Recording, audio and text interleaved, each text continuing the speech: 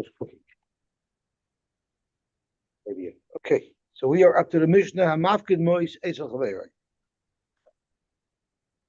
But yesterday we learned a lot about Shlichus Yad, if it's Tricha Chesaron or not, and it was all told in whether or not the parsha of Shlichus Yad by Shomer Sachar was extra. There was a tzad that even by Shomer Chinam it's extra because you learn Shlichus Yad from Shoyel. So the extra halachas that we would learn if we have extra psukim would be that Toyin Tainis Ganav is only Chayiv Kefal if there was a Shvua made as well. Okay, new sugya. Hamavkid Mois Esel Chaver. If someone gave money to a shomer to watch, Tzadadon Vevshilon Lachayer. If he tied him up in a shmata and he put it over his back, he did a halach manya. Or he gave them to his young children, and he didn't lock them up properly, he didn't protect them properly. So the halach is, if should the money be stolen, chayiv, the shomer is chayiv, shaloi shimar kederech hashem.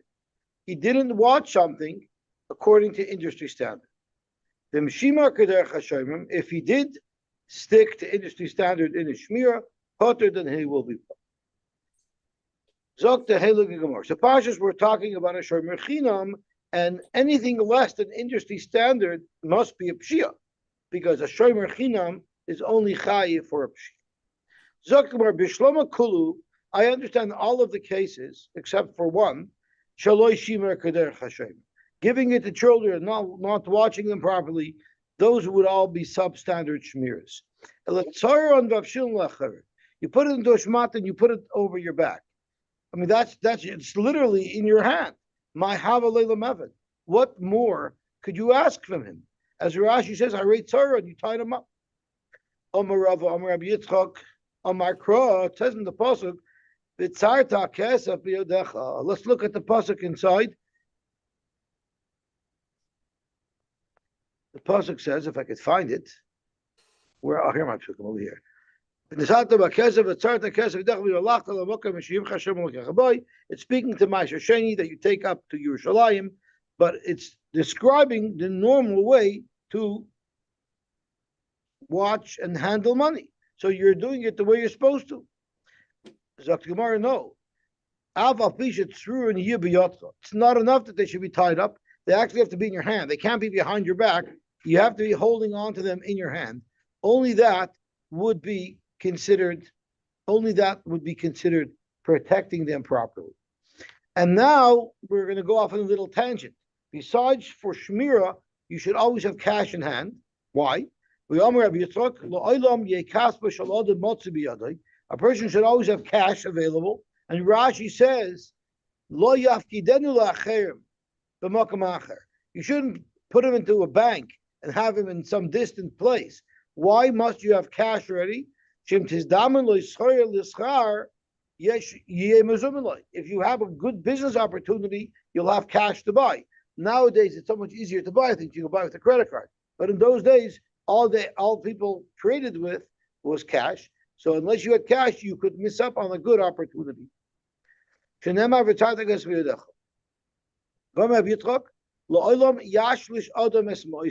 How should you invest your assets?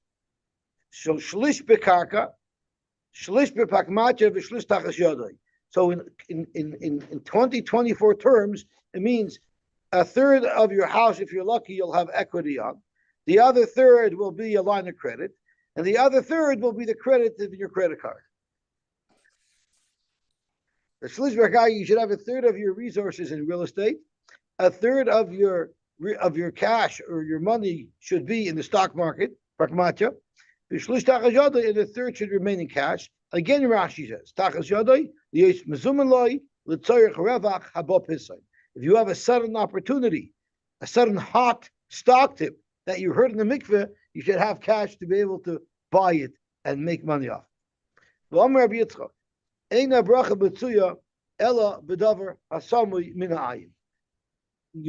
Bracha only is shoylet. Where will you see spontaneous generation and multiplication and increasing of your value? Only if it's not visible.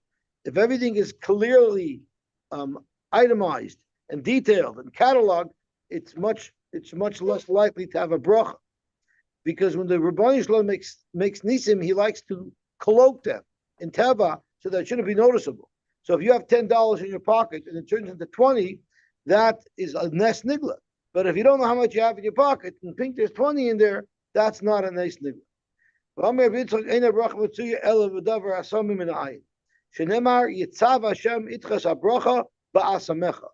asamecha literally means your storehouse. But Rashi says on the first skinny line, asamecha dareshlei darshanit loshen davar hasamu min ayin, something that's unknown. It's not such a nes nigla. Should that increase in value? Should that inflate? Tano devaria b'shemo in the bracha Metzia ela b'davar she'ein ha'ayin sheilatas. Bracha occurs if it's not visible, it's not easy to detect. Shenemer yitzav Hashem itcha es habracha b'asamecha. Anytime HaKadosh Baruch Hu does a nace for us, our job is to make the nace look as natural as possible. So one great way to do that is to get a job, right? If you get a job and Hashem gives you parnasa, it's still a nace, but it's a nace that's cloaked. That's one of the reasons why lahalacha, if someone is ill, he's mechuyev to seek out the best doctor in what he is looking for, because that makes the nace of the refuah a smaller nace.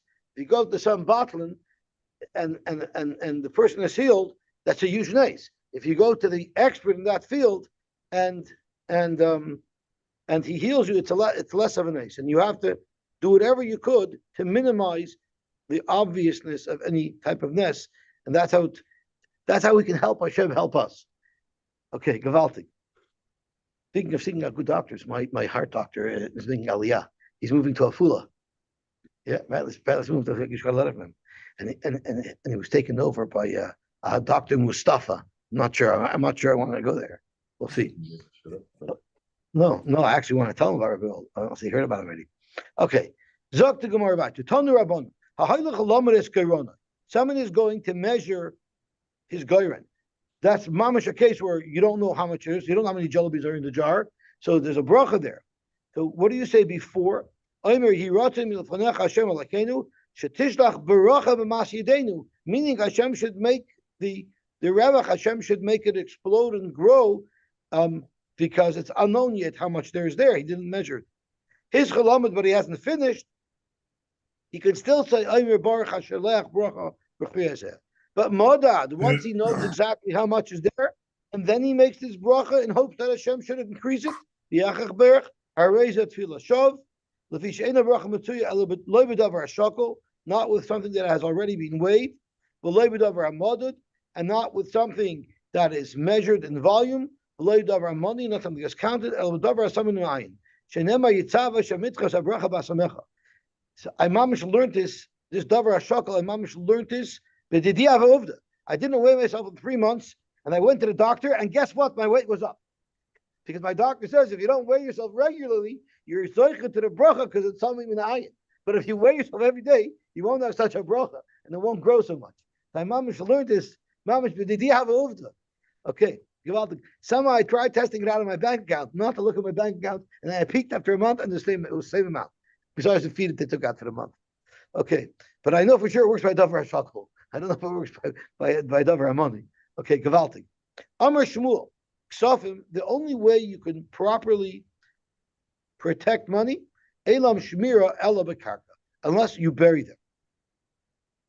Let's have a look. Let's see if Rashi says anything about this. Rashi says, Rashi does, Elam Shmira, this is very important. The Maloi Shamron, and Rashi said, the Girta changed it to Kovron, if you didn't bury them, V'nigdavu pshiyahi. So anything less than burying it is a pshiyah. That's pretty interesting. We're going to see a long tosfos on it. Okay. Amar Rava umaydi Shmuel be'erev Shabbos bein hashmoshes. If it's erev Shabbos bein hashmoshes, where there might not be time to bury the money, that you don't have to bury it. And if in that little time it was stolen, that would not be considered a pshiyah. And however, Motzei Shabbos, you better bury it right away. And if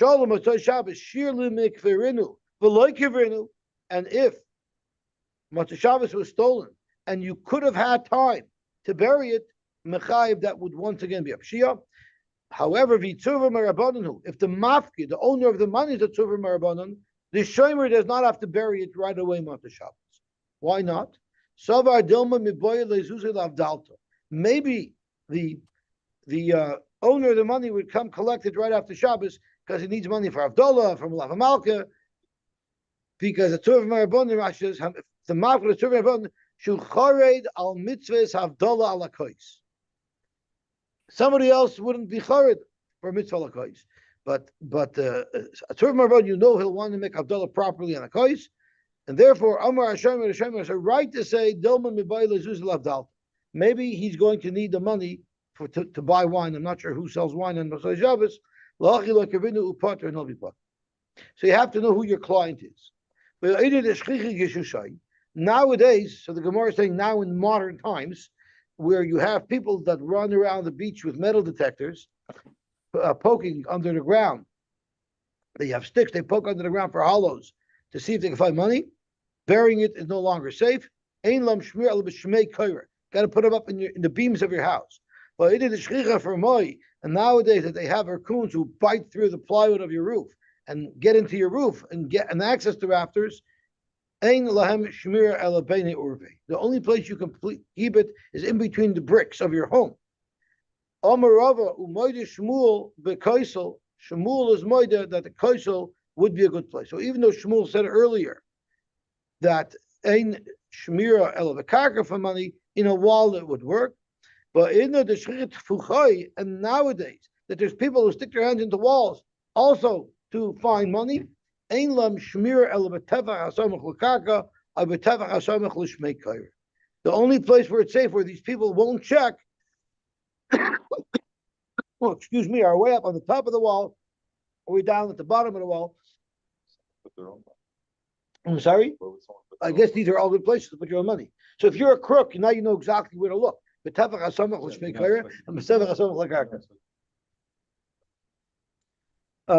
going to soon see, we're going to actually learn a story today exactly about that. Do you have to do more for yourself or not? That's a very good point. Okay. Okay, so let's stop here for a second, because it seems like the only way to protect money is to bury it. So let's have a look at Tosfos. Tzarachin zok Tosfos, im shamram bekarka.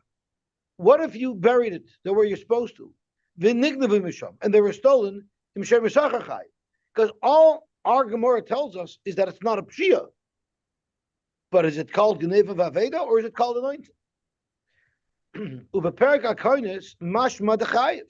We learned this already. It's mashmir chayv. What happened in the kodesh? It'll be a good chazar for us. The parach Abaye le Rabbi Yosef. Abaye asked Rabbi Yosef the following kat. Amar Rabbi Yochanan. Rabbi Yochanan said, "Hatoyin tainis ganav be'aveda." So you found an aveda. So now you're a shomer aveda, and you tiny that it was stolen. L'shalom tashlumei kefil. Ve'i shomer aveda shomer sacher. If you hold the shomer aveda as a shomer sacher, remember because of pruta Rabbi Yosy. Because if someone comes to snore money from you, you can say, "I'm sorry, I'm in the middle of watching this Aveda." So therefore, that makes him a Toshem Sacher. So he's chayiv on Geneva Aveda. Why does he pay kefil? Karna boy lishlumei. He should pay karen.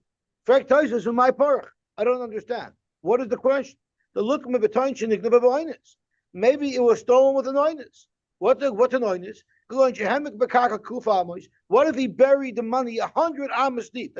He drilled a 200-foot well, and he put the money in the bottom of the well, and someone still found it over there, right? Or he fell asleep, and we know falling asleep is considered an oinus. Or he became unwell. Yet the Gemara doesn't consider that option. Alma, you see from here, kol geneva lehava oinus elalista mezuyim. The only geneva that would be considered an oinus, that a shomer socher would be potter for, would be listed mezuyim. But even if he drilled a hole 200 feet deep, that's still not considered an oinus. So that's what Tosfos is struggling with. But Tosfos seems to indicate that is what the conclusion of the Gemaras are. So skipping down to the middle of Tosfos, ach timoin godolhu. It's very difficult to accept. Lama lo yehe oinus, hemek bekarva kuk famis. I mean, what more can you expect of a shomer? Why would that not be considered an oinus? He put it 100 amos down, The Mahavale Su Lemevet. What else could he possibly have done? You're going to tell me that there's no other way for a Geneva to occur, and we should consider it an oinus other than list of Mazuin? So that is what Tosfos struggles with, whether or not it's considered an oinus. So that is the discussion that Tosfos has. Okay, Zok to Gemara weiter.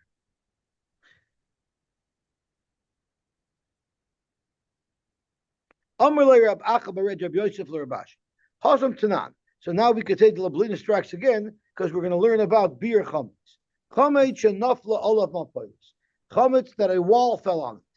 So it's there buried under the rubble. Harehu kemavur, that's called mavur. You will not be over bal yirah ubal yimotze for that chametz. Rashi says vein tzarich levayroi. The ein kanoid bal yirah. There is no longer a concern of bal yirah. Rab Shimon ben Gamliel Eimer, Kol she'ein hakelev yochel l'chapes achra. It has to be buried deep enough that a dog couldn't unearth it. Vitana kama chafishas hakelev. How much is that? Gimel tfachim. So if it's under 3 tfachim, it's approximately 18 inches of rubble, that you don't have to uncover, you don't have to dig up, but less than that you would have. So that's legabe chometz. Hachamai. What about when it comes to Geneva? We said shmira of ksofim is bekarka. How deep must it be buried? Mi ba'in shloishet tvachim. You need 3 tvachim, like Rab Shimon ben Gamliel says, which is that a dog won't dig it up. Or maybe you don't need that. Amalei hasam. You know why you need 3 tvachim there? Mipnei reicha. A dog sniffs it. If he sniffs it, he smells it, he'll dig it up. So you have to have it deep enough, but you didn't give him tvachim, so he won't dig it up. Hacha mishum mechsuya me'ena. All you're trying to do is make it not seeable. And therefore, loiba inan gimel tvachim, it's enough with less than 3 tvachim. But what do you need? Chama amar from misicha tefach. If it's a tefach deep, that would be good enough. And therefore, you don't have to go deeper than that. So let's have a quick look at Tosfos. She'ein hakelev yochel l'chabes acharav. Frek Tosfos v'mtaimar balei poter livdoi chur mipnei sakonas akri. What do you mean? If there's rubble, you never have to check rubble, because you could stick your hand in and get bitten by a scorpion. Maybe he has to clear away the debris when there's chametz there. Inami hacha, it's different. We're not clearing whether or not you have to be boidik a rubble. Maybe you don't have to be boidik because you're worried about getting bitten by a scorpion. But here, if you know for sure there is chametz under the rubble, that's where there's a discussion, and that's where the discussion is between 3 tvachim or less. Hachsham sheisham chametz v'vada in ipater mishum chashashas akre.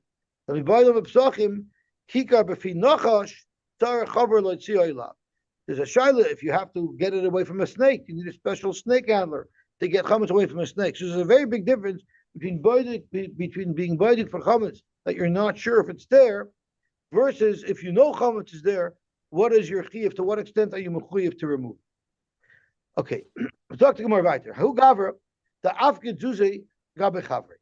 Someone gave his friend a shomer money to watch. Oisvinu betrifa de urvani. I kept on wrongly teaching trifa de urvani as a chicken coop. It's not a chicken coop at all. Rashi seems to indicate that it's like a hunting tent where you camouflage yourself in this tent to catch birds. Let me see if I'm reading Rashi right. Shrifa Dervani, bayis cotton oval. It's a small round home. Kimin koiva, like a hat. Sha'oishin sayode oifes la'eroi. That the people who are hunting birds go there. Arav literally means to ambush. So does the art scroll say is it the trap or is it the place where the person hides? Oh, so it's like the tent. It's still in Canadian Tire. Those hunting tents that are camouflage tents. Okay. It was made out of a ravas, a highly combustible material. So this is something that's very well watched for ganovim, because ganovim aren't looking in these places for money, but the smallest spark can set off a fire and burn it. Even if it was stolen. Even though Lagabe Geneva, it was a very good shmira, Linyanura, Lagabe, it getting lit on fire, Pshiusi, this was a pshia. Therefore, havat chilasai b'pshia, b'seifa ba'inus, and you're chai. V'gadamri, and there are those who argue and say, Afal gav de l'inyan nura, pshiusi, l'inyan gav nitirusi. But chilasai b'pshia, b'seifa ba'inus is potter. Halacha l'maisa, v'ilchasat chilasai b'pshia, b'seifa ba'inus chayiv. And Tosha speaks out, we had a relevant sugya recently. That's only if I'm going to say it was only stolen because you put it in the tree of Irvini, because that's where the ganav came. But if it died, remember we had a svar of malachamovis, malihacha, malihosam. We had the shiloh when the person brought the animal up to the peak of the mountain to graze. Who gathered the afkid zuzik abechavi? This will be Duvi's question about do you have to watch it more or less than your own stuff? So who gathered the afkid zuzik abechavi? He put money by a schaver as a bekadon. Amalei, I'm sorry, this is not that case. It's the next case. Amalei havli zuzoi. He came to pick up his money. Amalei the shomer said, I don't know where I put him. Well, Yadana hechel isvinu. Also, coming to Rava, Amalei, he said, Kol lo Yadana pshiusehi zil shlim.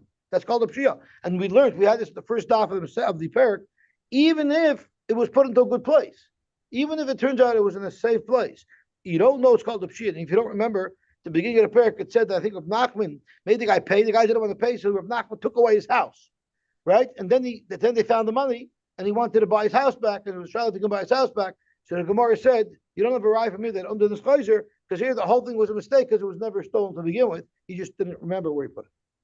Hahigavra, here's Duvi's case. Hahigavra, Ahugavra, Davka Zuzaga Bechavre, and what did he do? Ashleminu le'ime. He gave it to his mother to watch.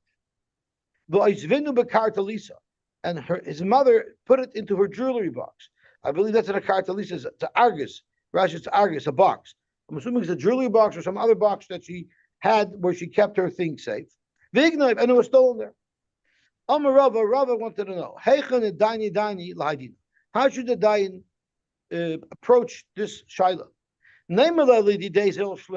If he tells the shomer, you must pay. And why should you pay? Zok Rashi, because shomer shemasur l'shomer chayiv. You're not allowed to give over your pekadon to somebody else. You're not allowed to subcontract shemira.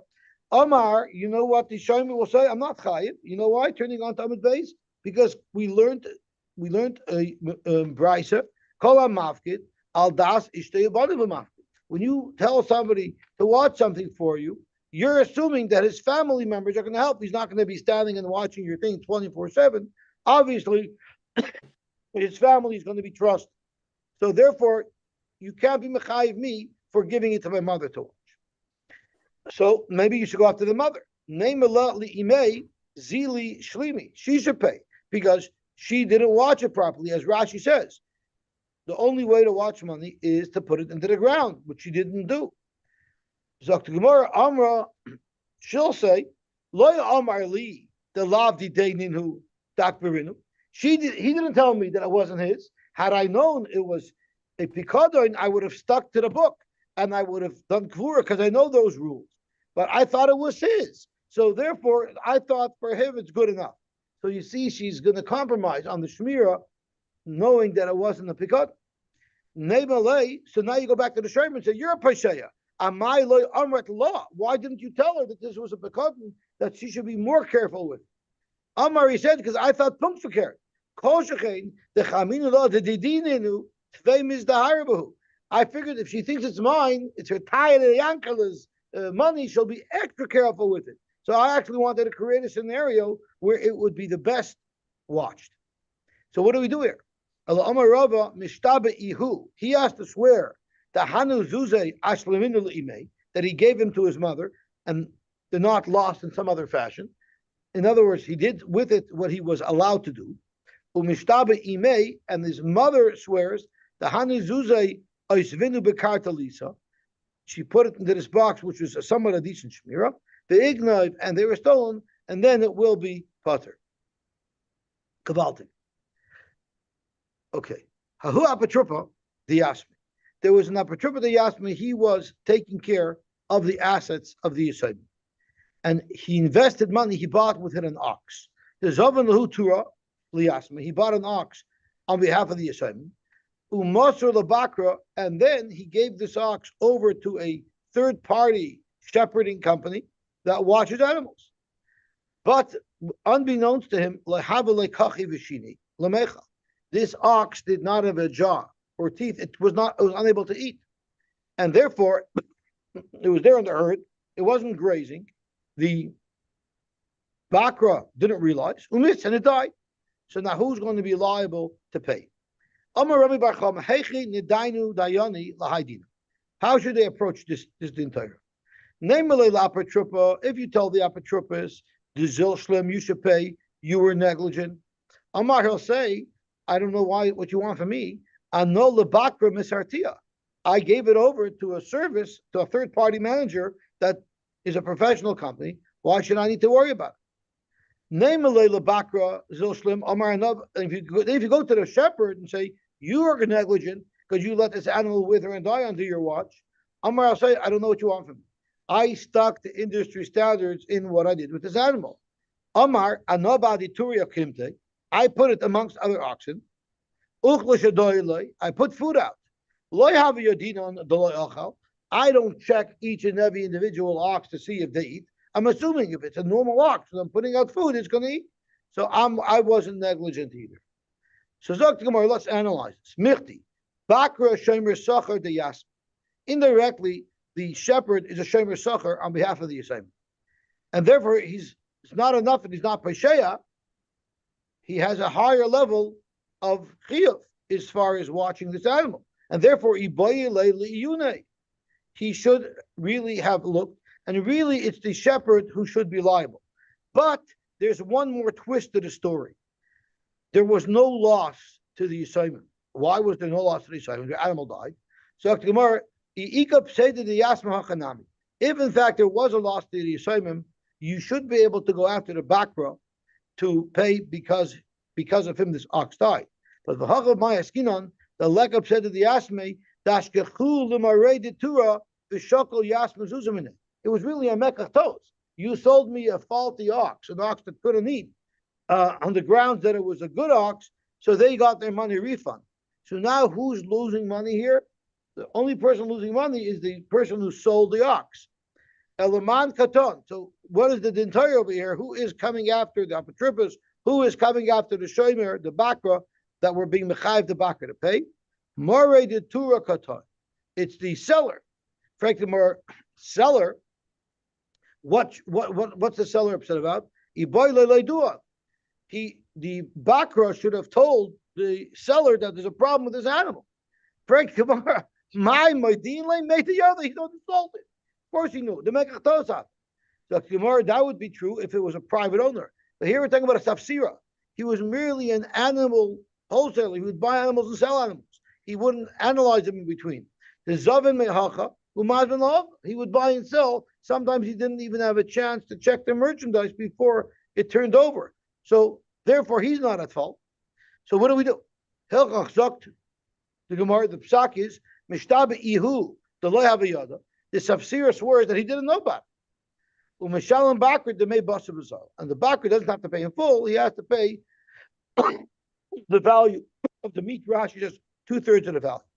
So we need to get a little bit of an understanding. This isn't just a willy-nilly psak. There's details that lead to this psak being very, very just. So let's look at Rashi. Mishalim Bakr to Meibasa B'Zol. Look to me, any fact Rashi. Minayin l'Rami Bar Chama didn't say. Where did he get this halach from? Meibasa B'Zol. We need to see where this is grounded in printed halach. Ma loy l'Safsira imaraya. First of all, what Tviyah B'Chalal does the Safsira have with the Roy? I don't work for you. I work for them. Loy Shoy Mishalayu. V'nir Lizak Toisvis. Zok Rashi. The Mimasnisin da Soicher as a parla chaverai. V'shil acher. We just learned the Mishnah. If you rent from somebody and you lend it to a third person, and then it died, so if you remember, we had a machlokes. The Tanakam in the Mishnah said that the renter makes money because he can collect from the shoyl, but he doesn't have to pay the owner. What did Yosy say? How could the soicher make money off the para that belongs to the owner? Rather, the shoyl will pay directly to the owner. So Rabbi Yosy creates a link between the shoyl and the owner, even though there's essentially no link whatsoever. The come Rabbi Yosy yachzer par labailim, v'ukimna halachak Rabbi Yosy. At the end of the sugi, the Gemara passing like Rabbi Yosy. Alma, what do you see from there? Even though the bailim of this animal have no connection to the shoyel, they just have a relationship with the soicher. And the soicher who is the Baal Dvarim, the soicher who has the relationship with the owner, hasn't lost anything. Because he's part of 19. Nevertheless, Ligvois, since the stoicher has a right to collect from the shoyel, Yamdu habaylim arishonim b'mkoimoi. The baylim arishonim stand in the place of the stoicher because it's their animal. They goyvim in shoyel and they can collect from the shoyel. Zok Rashi, that's exactly what the psak is here in our Gemara. Hakanami, hoyel v'yesh li yisayim ligvois min haroya. Since the yisayim would have had a right to collect from the roya, shushaim resachar shalahem, because he worked for them. And he was a shomer sacher, and he would have been mechuyev for not noticing this animal not eating. Therefore, yamdu bailim b'makam yisayim v'goy. The bailim, the people who are now forced to refund the money for this animal, they now stand in the place of the yisayim to collect from the shomer. However, you have a masjid the yisayim. If it was the yisayim that were dealing directly with the shomer, the moment you saw him l'shalom b'zul. So now Rashi is dealing with the amount. So first Rashi dealt with why there's any liability towards the broker. Now that we've determined there's a liability, now let's look at the amount. Zok Rashi may ikradin, the shomer should have to pay in full. And if it was the same that was a baldover, we would not make a pshara to allow the shomer to pay less than full price. The yasmi lav b'nei mechilinin. Aval achshav shu magvel bailam. But since here we're collecting on behalf of the Bailim, who are not Yisraelim, who do not require protection, the Khan ain't Shia Kol Kach. It's not like terrible negligence of the Bakra, because he did what he does normally for all animals. So therefore, Hitul Pshara B'neim. So in fact, this is not Din, Zok Rashi, this is Pshara. You don't have to pay the full value of a live ox. Ella or the hide will go back to the bailim. The abasar shaman the shalom shnei shlishin, you only pay 2/3 of its value. So that's how Rashi arrives at this psak. The way Rashi said, I think it's Rava here, I'm sorry, it was Rama Bechama. The way Rama Bechama arrived at this psak, the link between the shomer and the original bailim he created through Rabbi Yosy, and the amount is a pshara. Tosfos argues on that. And Tosfos says, it's a small Tosfos over here, the Meibasa Bazul, Pirish Rashi, Hitel Pshara B'name, it was a Pshara. But for that Pirish, that no, it's not a Pshara at all. The Din Gomerhu. This is Din Gomer. Why? What if the Baka would have noticed that I wasn't eating? And he would have told the owner right away, you got a problem with your ox. What would they have done with it? What would he have done? He would have shechted it right away. At least salvaged its meat so that it could be sold as kosher meat. And he would have sold it cheaper because he had to shecht it right away and then get rid of it on the open market as quickly as possible. But he wouldn't be able to wait for a day where meat is in high demand. So your Meis Kaddim would have died earlier.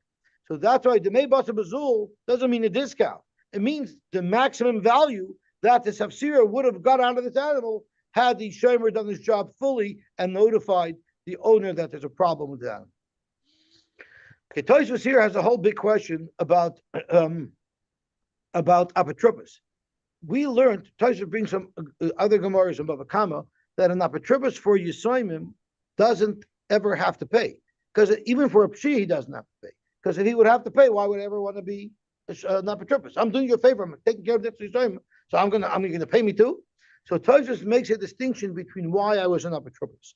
And in Bava Kama, we had an apotropos who was appointed to watch the shore of Yisayimim, that it shouldn't do damage to people, shouldn't go doing the damage of Karen. There is where the Gemara says the apotropos won't be chayiv even for a pshia, because he'll say, I don't need the job.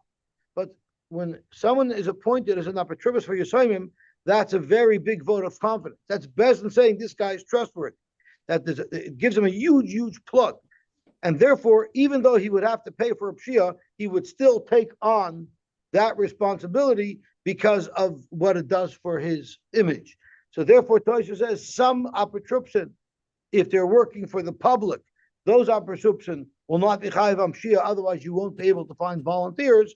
But apatruption who do have benefit from being an apatrupus, they would be chayiv amshia. That's what this long Tosha discusses. Okay, let's see the Gemara right there. Who gavra the avik shusa gabachavri? Someone had hops. Hops is what you make beer out of, and he had a picot and he had a pile of hops. Havalela did they not make curry to chashusa? The shomer also had a pile of hops of his own.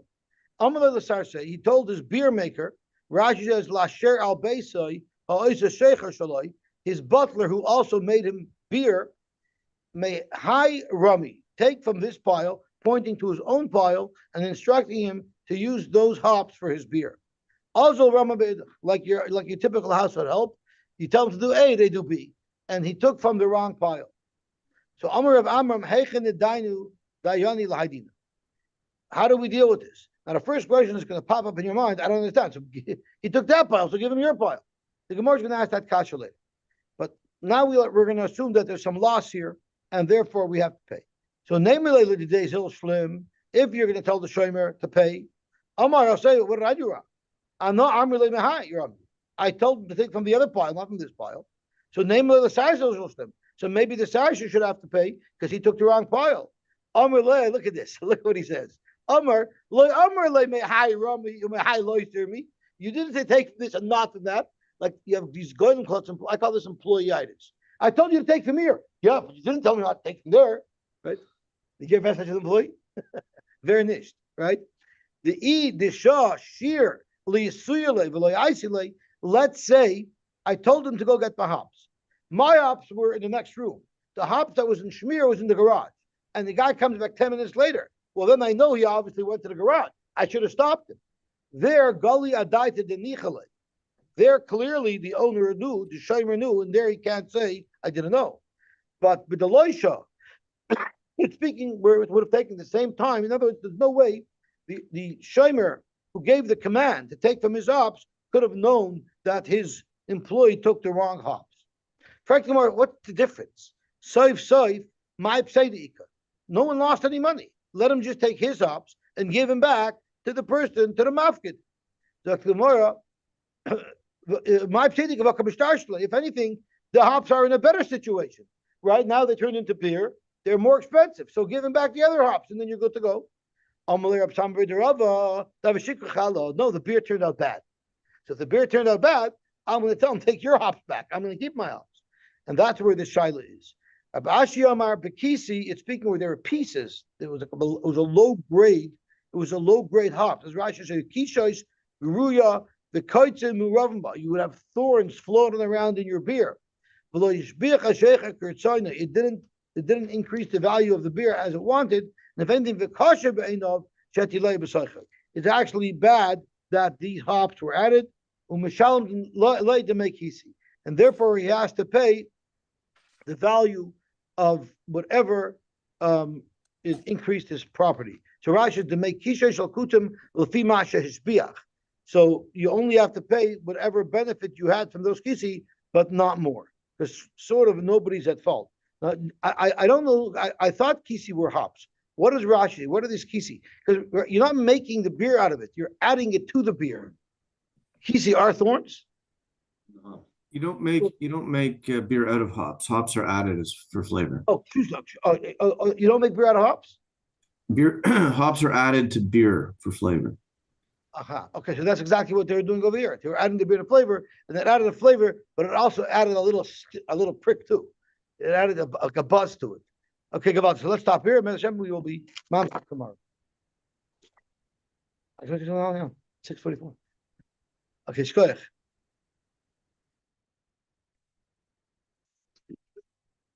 The Mush turn is here, and Betsy Bench is here, and I'm not sure who 7, 10, 3, 4, 4, 9 is.